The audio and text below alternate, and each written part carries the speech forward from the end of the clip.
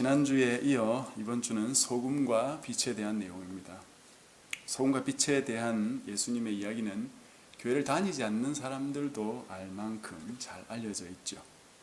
예전에 두란노라는 출판사에서 나온 잡지 중에 빛과 소금이라는 잡지가 있었는데요. 이 잡지는 우리나라에 기독교 잡지가 몇 개 없을 때 그나마 제대로 된 거의 유일하다시피 했던 그런 잡지인데요. 한참 잘 나오다가 어느 순간 안 나오더라고요. 그 뒤에 이제 재출간이 됐는데 보니까 판형도 작게 줄이고 면수도 줄였는데 제일 큰 변화는 이름에 있었습니다. 이름이 빛과 소금에서 소금과 빛으로 바꿨습니다. 왜냐하면 성경에 소금이 먼저 나오더라는 거죠. 저는 굳이 그렇게까지 할 거 있겠나 생각을 했는데 아마 이 두 가지를 가지고 굉장히 옥신각신했던 성도들이 있었던 것 같습니다. 소금을 앞세운 교회는 영광교회라고 하고 빛을 앞세운 교회는 광염교회다 그렇게 하기도 하죠. 우리가 알고 있는 한 형제 이름이 광염이가 있죠. 성경으로 따져보면 굉장히 비성경적인 이름이 아닌가 생각이 들기도 합니다. 영광이라고 해야 되는데 말이죠. 그럼 그렇고요. 오늘 말씀은 그만큼 많은 사람들이 관심을 가지고 있는 주제라고 할 수 있겠습니다. 지난주에 이은 말씀이기 때문에 맥락을 고려하면서 살펴보아야 한다는 점을 다시 말씀을 드립니다. 지난주 본문에 하나님 백성들이 어떤 자들이었습니까? 세상과는 너무나도 다른 모습을 가진 자들이었죠. 이런 하나님의 백성들의 면모가 오늘 말씀에도 계속 이어집니다.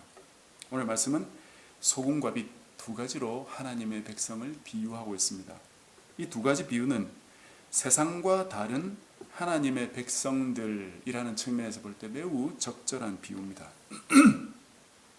이 두 가지가 각각 무엇을 의미하는지 우리가 조금 세심하게 들여다보면 알 수가 있습니다. 먼저 소금입니다. 소금은 그냥 소금이라고 하지 않았고 세상의 소금 이렇게 되어 있죠. 여기서 세상이란 땅이라는 의미예요.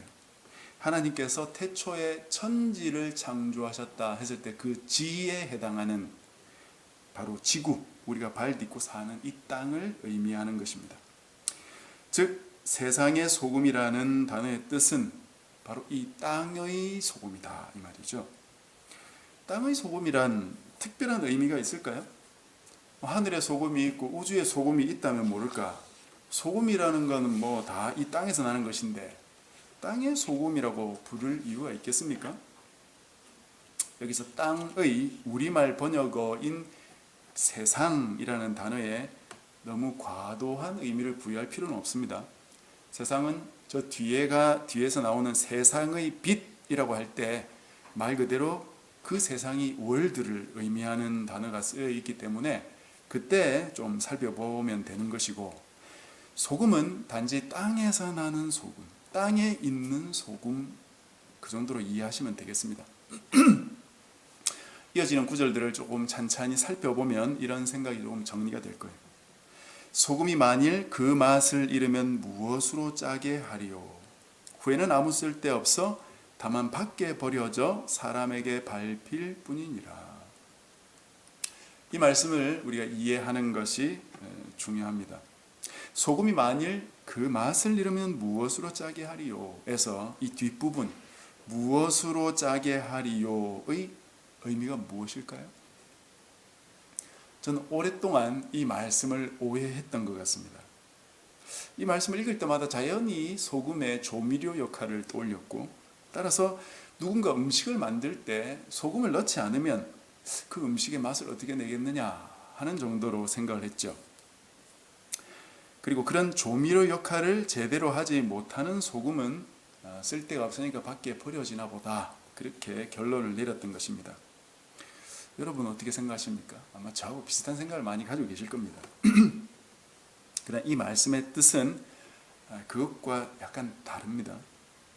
소금이 만일 그 맛을 잃으면, 즉 소금이 자신의 짠맛을 잃는다면 무엇으로 그 소금을 다시 짜게 하리요? 이 말이에요. 즉 맛을 잃은 소금을 다시 짜게 할 방법이 없다는 것입니다. 그 소금을 음식에 넣어서 맛을 내지 못한다, 그런 의미가 아니에요. 그래서 이 소금 비유로 우리가 사회에 나가서 사회를 변혁시킨다든지, 가장 비근한 예로 부패에 가는 이 사회를 내가 소금 역할을 해서 막아야 된다, 그렇게 성급하게 적용해서는 안 되겠다는 것이죠. 소금 자체가 맛을 잃는다면 도대체 무슨 수로 음식을 맛을 내고 무슨 수로 부패를 막을 수 있겠습니까? 소금 자체가 맛을 잃지 않는 것이 우선적인 것이고, 그것이 사용되는 것은 그 다음의 문제죠. 소금의 정체성을 잃지 말아야 하는 것이 더 중요한 것이고, 이 말씀의 본뜻이다, 이 말입니다. 실제로 소금이 맛을 잃는 경우는 없답니다. 소금 자체가 굉장히 안정적인 화학 구조를 가지고 있다고 그래요. 인위적으로 구조를 파괴하지 않고는 변형이 불가능할 정도로 아주 안정적이라고 합니다. 그러나 이 소금이 쓸모없어서 버려져야 할 때가 있는데, 언제일까요? 바로 이 소금이 불순물로 오염되었을 때죠. 소금은 정련해서 쓰기가 어렵기 때문에 오염이 되면 결국 소금의 본질을 잃은 것이나 다름없고 버릴 수밖에 없는 것이죠. 소금이 쌀, 알도 아니고 바람에 까발려서 정련할 수 있는 게 아니죠. 따라서 하나님의 백성은 자신의 정체성을 잃어서는 안 된다. 이 땅에 산다고 이 땅의 것으로 오염되면 안 된다. 더럽혀지면 안 된다, 이거죠. 이 땅 사람들이 사는 방식을 흉내내고 모방하고 그들을 따라 살아서는 안 된다는 것이, 우리는 하나님의 백성이고 하늘 시민이니까 하나님의 법을 따라서 살아야 되는 사람들이지, 이 땅에 내가 발붙이고 산다고 해서 이 땅 시민으로 착각해서 안 된다는 겁니다. 한마디로 내 자신을 지켜야 된다. 이 세상에 나가서 세상에 빛을 비추고 변화시키는 것은 그 뒤입니다. 먼저는 나 자신부터 바로 세우고 나 자신을 올바로 붙잡고 내가 소금으로서 흐트러짐 없는 존재가 되는 것이 먼저입니다. 그렇게 우리 자신을 소금으로 잘 지키려면 어떻게 해야 될까요? 지난주에 말씀드린 대로 가난한 것이 복이라는 사실을 잘 기억하고 인식하고 그걸 고수하셔야 돼요. 하나님의 위로를 기다리며 애통하는 삶을 살아가야 됩니다. 세상 방식과는 다르게 온유하게 살아야 되고 원수들과도 화평을 유지하기 위해서 애써야 된다는 것이죠. 제가 예전에 섬기던 교회에 새로 오신 목사님이 조금 이성 문제로 불미스러운 혐의가 생겨서 교회가 조금 시끄러워졌습니다. 저는 그 목사님께서 하나님 앞에서 잘못된 행동을 했을 거라고 생각하지는 않아요. 단지 조금 처신을 잘못하신 것 같습니다. 그래서 성도들이 반반 나눠져서 담임 목사를 몰아내자는 측도 있고, 조금 더 기다려서 3년 정도 되고 나서 재심 절차를 거치자, 그런 부류가 있는 것 같습니다. 누가 옳겠어요? 우문이죠. 이 판단은 우리가 할 수 있는 게 아니고 하나님만이 할 수 있을 것입니다.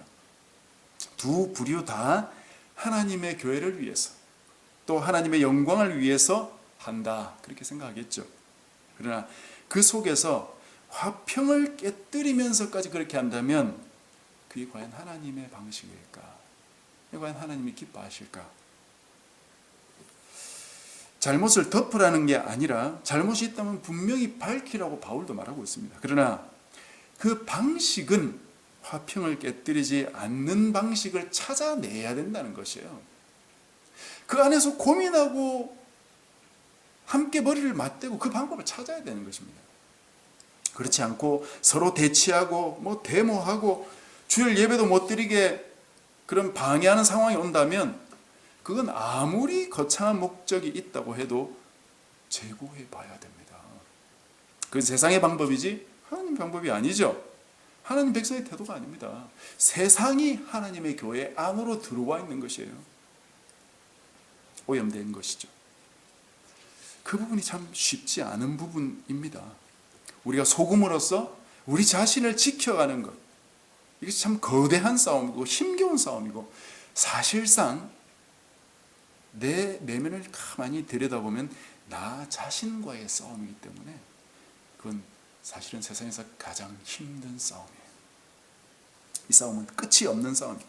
내가 이 땅에서 숨쉬고 목숨이 붙어있는 한 아마 죽을 때까지 계속되는 싸움이 아닐까, 그런 생각입니다. 또 하나 기억해야 될 것은 여기서 소금이 나 자신, 나 개인 한 명만 말하는 것이 아니라 나를 포함한 하나님 나라 백성 전체를 가리키는 것입니다. 예수님께서 너희는 땅의 소금이다, 그렇게 하셨죠. 한 개인을 지칭하는 게 아니고 하나님의 백성의 무리를 향해서 말씀하시는 것입니다. 교회가 스스로 지켜야 한다는 것입니다. 교회가 이 세상에서 자신을 지켜내야 된다는 것입니다. 교회가 비록 이 땅에 존재하고 있지만 자신의 정체성을 잘 인식하고 그 정체성을 함께 지켜나가야 된다. 이 교회의 정체성을 지켜나가는 것은 어떤 것입니까? 성도 한 명 한 명과 공동체인 교회가 다른 겁니까? 그렇지 않죠. 사실상 교회가 곧 성도입니다. 성도 개인의 정체성을 지키는 것이나 교회를 지키는 것은 다를 수 없습니다. 그럼 이 정체성을 어떻게 하면 지켜나갈 수 있습니까? 사도행전 20장에 보면 바울이 3차 전도여행 때 2년 넘게 말씀을 가르치고 교회를 세운 곳이 있는데 거기가 바로 에베소 교회입니다. 바울이 2차 전도여행 때 시간이 없어서 에베소에 잠시 들어오고 나서 다음에 하나님께서 허락하시면 내가 다시 오겠다, 그렇게 말씀하고 나서 3차 전도여행 때 찾아가거든요. 그리고 나서 거기서 2년 남짓 사역을 하고 난 뒤에 교회를 세웠는데 그 교회가 아주 튼실하게 잘 세워졌고 장로들도 세워진 것을 보아서는 교회가 규모도 꽤 컸던 것으로 생각하기 듭니다. 3차 전도여행을 마칠 즈음에 밀레도라는 곳에서 이 에베소로부터 한 그 남쪽으로 한 7, 80km 떨어져 있는 곳이, 그곳에서 바울이 에베소 장로들을 이쪽으로 좀 오라고 청합니다. 그리고는 그들에게 교회를 어떻게 목양해야 할지를 가르쳤죠. 그게 사도행전 20장 18절부터 나오거든요. 특히 자기가 이제 예루살렘으로 갈 것인데 그 뒤에 이리가 교회에 들어와서 교회를 어지럽히게 될 것이다. 그 이리는 이단들을 말합니다. 그러니까 그들에 대항해서 교회를 당신들이 잘 보살펴야 된다, 그런 말을 합니다. 그리고 나서 31절부터 이런 말씀이 이어지는데요. 사도행전 20장 31절 이렇게 되어 있습니다. 그러므로 여러분이, 장로님들 여러분이 일깨어 내가 3년이나 밤낮 쉬지 않고 눈물로 각 사람을 훈계하던 것을 기억하라. 지금 내가 여러분을 주와 및 그 교회 그 은혜의 말씀에 부탁하노니 그 말씀이 여러분을 능히 든든히 세우사 거룩하게 하심을 입은 모든 자 가운데 기업이 있게 하시리라. 무엇이 교회를 지킨다고 말하고 있습니까? 주와 그 은혜의 말씀이 든든히 지키고 세울 거니까 그 주님과 은혜의 말씀에 부탁한다 그러죠. 교회는 내 교회가 아닙니다. 하나님의 교회. 내가 내 돈 내서 교회를 개척했다 해도 그 교회는 내 교회가 아니에요. 우리 교회도 저의 교회가 아닙니다. 하나님의 교회입니다. 만약 내가 개척한 교회가 내 교회가 된다면 아마 그거보다 더 큰 낭패는 없을 거예요. 내가 교회를 지킬 수 있습니까? 내가 교회를 책임질 수 있어요? 내가 우리 교회 성도들을 구원할 수 있습니까? 아무도 못합니다. 인간이 주인이 되어 있는 교회는 교회가 아니에요. 진정한 교회는 하나님의 교회입니다. 하나님께서 세우시고 하나님이 맡으셔서 알아서 지켜주시는 것이 바로 교회입니다. 그것보다 더 좋고 더 안전한 일이 어디 있겠어요? 왜 교회를 내가 지키려고 안달입니까? 주님의 교회는 주님의 교회이기 때문에 주님께서 알아서 지키세요. 그것을 위해서 말씀을 주셨다는 것입니다. 사람은 못해도 하나님의 능하신 말씀이 있다면 말씀을 통해 교회가 지켜진다는 것입니다. 하나님의 말씀대로 운영되는 교회가 되어야 된다는 것이겠죠. 담임 목사 뜻대로가 아니라, 또 힘세고 돈 많은 장로들 뜻대로가 아니라, 또 그런 성도들의 뜻대로가 아니라 하나님의 뜻대로 교회는 운영되어야 된다. 그러면 안전한 것입니다. 왜냐? 하나님께서 세우셨기 때문에, 지키시기 때문이죠. 사람이 지키는 교회는 다 망합니다. 지금 코로나가 덮쳐서 예배를 드리는데 어려움이 있고, 우리 교회도 이렇게 온라인으로 드리고 있는데, 이런 것이 교회를 망하게 하지 않을까, 그렇게 걱정하는 사람도 있어요. 절대 망하지 않습니다. 사람들은 교회가 모이지 못하니까 큰일이 났다고 생각하는 모양이죠. 원래는 교회는 흩어져 있는 교회입니다. 우리가 베드로전서 묵상할 때 보았죠. 하나님 백성들을 향해서 뭐라고 불렀습니까? 흩어져 있는 무리들이라고 불렀어요. 이사야 초반에도 우리가 여러분들이 묵상을 제대로 했다면 잘 눈여겨보았을 부분인데, 제사 중심으로 또는 성전 중심으로 모여서 신앙생활 할 줄 아는 사람들 치고 제대로 자신을 지키고 신앙을 지키면서 사는 그런 성도들이 없었죠. 이사야 1장에 하나님은 성전에서 제사 그만드리라고 말씀하고 있었습니다. 왜요? 삶 속에서는 사기치고 고아와 과부 학대하고 불법을 저지르면서 살면서 교회 와서는 소잡고 양잡고 버젓이 제사만 드리고 앉아있는 것이에요. 그런 사람들의 제사를 주님이 안 받으신다고 하셨고, 그런 사람이 드리는 기도도 안 받으신다고 아주 명확하게 말씀하고 계시죠. 우리 한국교회 성도들 상당수는 세상에서 불법을 저지르고 사기치고 하나님의 방식이 아니라 세상의 방식, 그것도 세상 사람들보다 더한 방식으로 세상을 농락하면서 번 돈을 가지고 헌금하고 선교하고 교회 세우고 잘난 체합니다. 그러면서 교회에 와서 하나님께 회개 기도만 잘하면 모든 것이 해결된다고 착각하죠. 이사야 1장을 자세히 보십시오. 전혀 그렇지 않고 정반대입니다. 이런 형식적인 예배와 외식적인 모습은 하나님과 백성의 관계를 악화시키고 오히려 하나님의 심판을 자초합니다.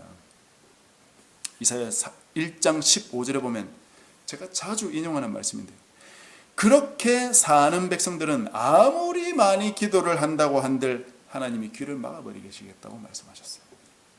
한국교회는 이걸 거꾸로 가르치죠. 아무리 큰 죄를 저질러도, 아무리 세상에 나가서 여러분이 실수하고 잘못 살고 또 여러분 마음대로 살다가 오더라도 교회 와서 회개 기도만 제대로 하면 된다고 가르치죠. 완전 반대로 가르치고 있습니다. 삶에서 회개하지 않으면 하나님께서 내 기도를 듣지 않으신다고요.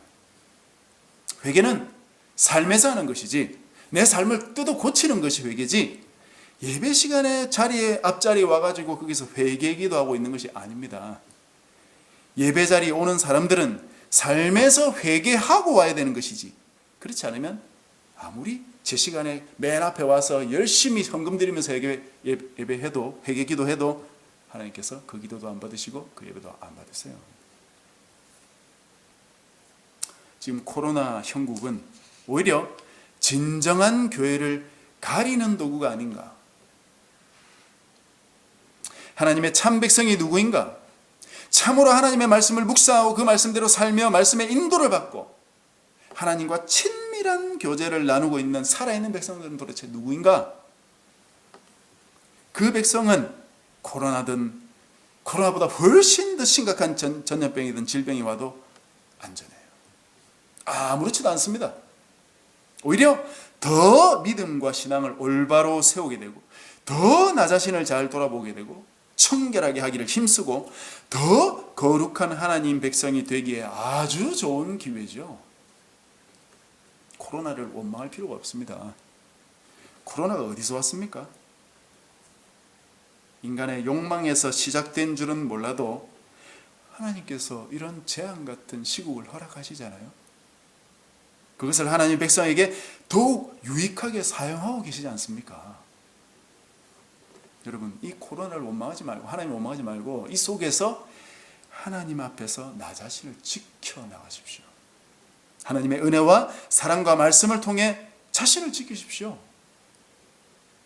이 더러운 세상의 가치관 그리고 그 방식에 오염되지 말고, 혹시 내가 그런 부분이 있었다면 이런 시기를 통해서 더 그런 것들을 씻어내고 정결하게 되고 거룩한 주님의 신부가 되십시오. 그것이 바로 지금 이 시국에 주시는 하나님의 메시지라고 생각해요. 그게 바로 내가 온전한 땅의 소금이 되는 것입니다. 그것이 안 되고는 나가서 뭐 하나님의 거창한 일을 하겠다, 그건 진짜 말도 안 되는 소리예요. 두 번째는 세상의 빛입니다. 소금의 역할이 소극적으로 나 자신을 지키는 것이라면, 빛의 역할은 자신을 적극적으로 드러내고 어둠을 밝히는 부분이 있습니다. 빛은 어떤 존재입니까? 산 위에 있는 동네가 숨겨지지 못할 것이라고 했어요. 전쟁을 할 때 군인들이 적을 살피느라 산등성이를 이렇게 살펴보죠.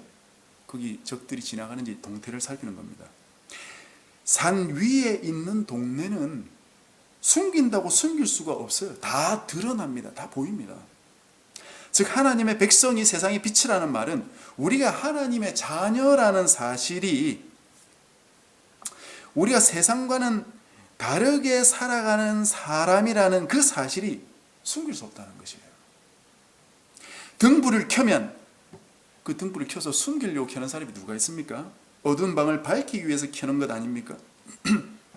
하나님 백성들은 어디에 있든지 뭘 하든지 자신의 존재를 숨길 수 없고 도리어 환히 나타내는 사람이라는 뜻입니다. 그렇기 때문에 그 존재 자체가 사명을 나타내는 것입니다. 그 빛을 사람에게 비추어서 사람들이 우리의 착한 행실을 보게 되고 그걸로 하나님께 영광을 돌리게 해야 된다. 여기서 첫 번째 기억해야 될 것은 우리가 세상의 빛이 어떻게 되는가, 그 과정을 한번 생각해 보십시오. 우리는 스스로 빛을 내는 자들이 아니죠. 행성 그리고 항성이 있다고 그러는데 우리는 행성이라고 할 수 있어요. 항성은 핵 융합 반응을 통해서 스스로 빛을 내는 태양과 같은 그런 별들을 항성이라고 그러고, 행성은 지구처럼 이 항성 주변을 돌면서 그 빛을 받아서 반사해서 빛을 내는 존재죠. 우리도 마찬가지죠. 우리는 항성 같은 존재. 요한복음 8장 12절에 보면 예수님이 스스로 이렇게 말씀하세요. 나는 세상의 빛이니 나를 따르는 자는 어둠에 다니지 않고 생명의 빛을 얻게 될 것이다. 세상의 빛은 예수님이고 그 예수님을 따르는 자들이 생명의 빛을 얻게 될 것이다. 그렇게 말씀하셨어요. 이 말씀이 에베소서에 가면 좀 더 명확하게 나오고 있는데요. 여러분 에베소서 5장 8절부터 14절까지를 한번 보면 좋겠습니다. 신약 315쪽입니다. 에베소서 5장 8절부터 14절입니다.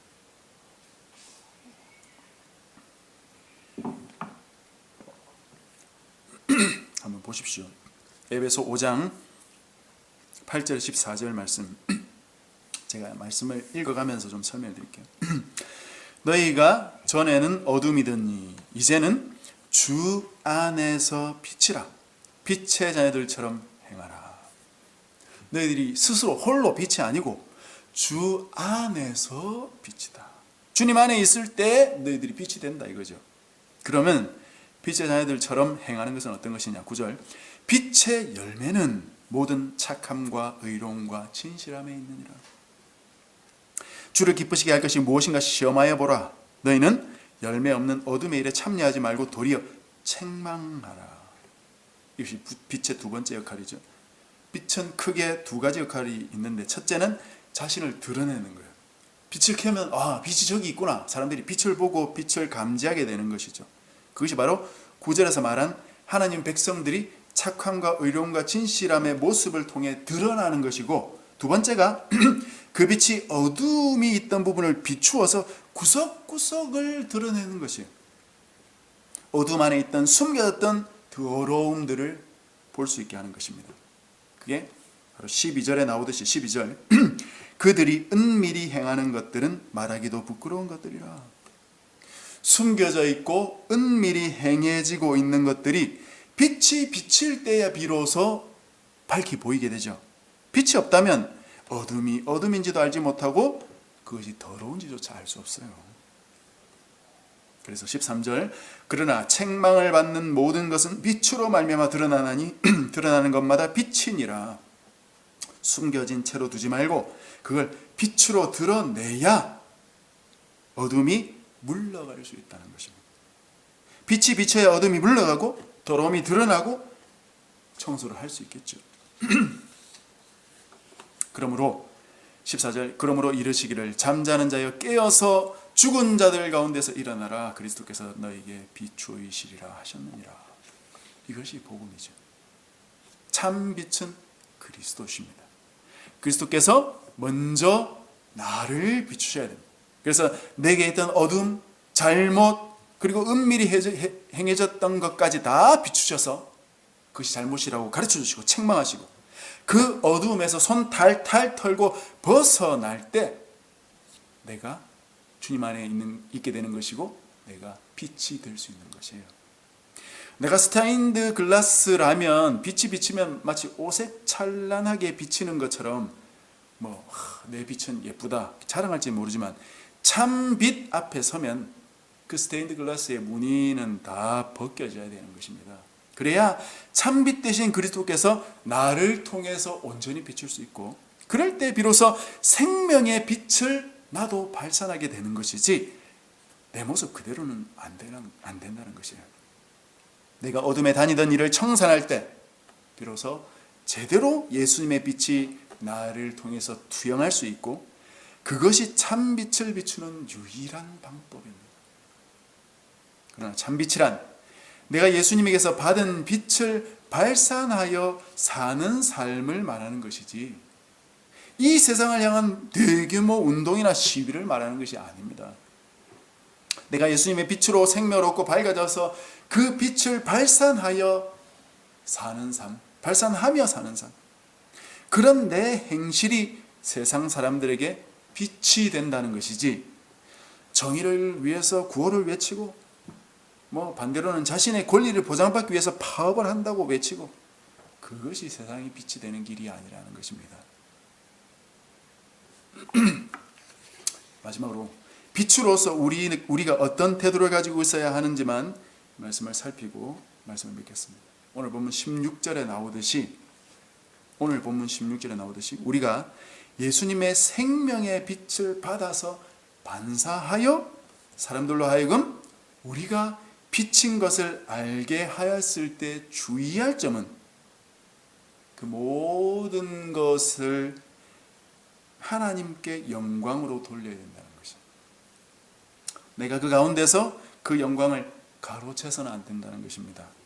내가 빛을 발산하고 하나님께서 나를 사용하셔서 성도도 많아지고 교회도 커지고 대사회적인 활동도 하면 어느새 그 영광을 목사들이 다 가로채고 있죠. 내가 이 교회 목사인데, 내가 이 교회 장로인데, 내가 이 교회 권사인데 하면서 목에 힘주고 다니는 거죠. 저는 가끔 그 대형교회 목사님들의 설교를 들을 기회가 있어서 이제 들으면서 그런 생각이에요. 야, 정말 좋구나. 이런 것보다는 참 별 말씀이 없다. 별 내용이 없구나. 또는 성경적인 설교가 아니고 윤리적인 설교 하시는구나. 또는 인기 관리 하시는구나. 그런 생각이 많이 듭니다. 때로 이찬수 목사님 같은 그런 분들의 설교 들으면 참 수고가 많으시다. 뭐 한다고 교회를 저렇게 크도록 방치하셔서 저 고생을 하고 계실까? 그런 생각도 해요.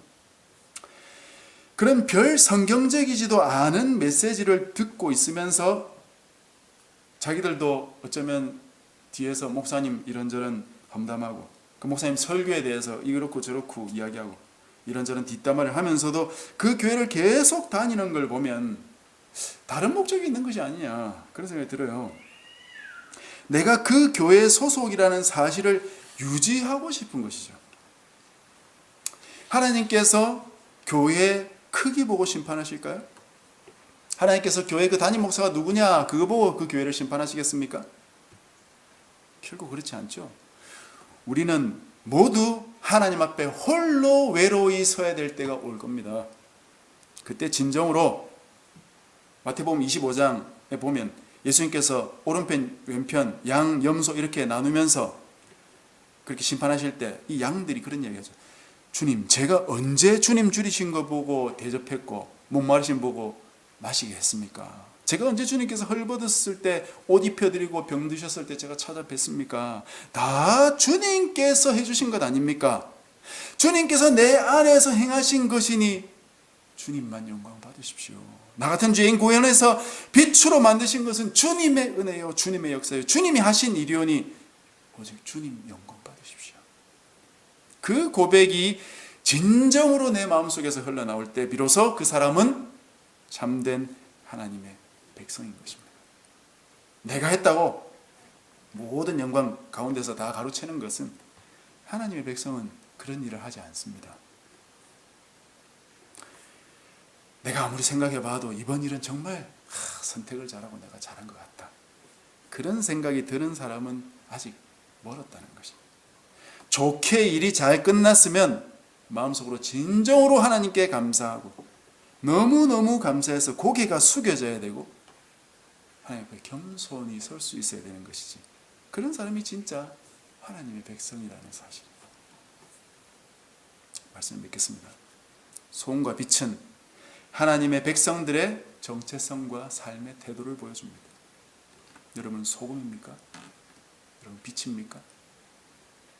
내가 진정 소금인지 빛인지 이 말씀으로 돌아보십시다. 그래서 세상과 혼합되어 정체성을 잃었던 부분들이 있다면 드러내시고 회개하시고 온전한 하나님의 백성의 정체성으로 이 세상을 살아갈 수 있게 해달라고 주님의 도움을 구하십시오. 그래서 참 소금과 빛이 되어서 하나님께 모든 영광을 돌리며 행복하게 살아가는 저와 여러분이 되시기를 주님의 이름으로 간절히 축복합니다.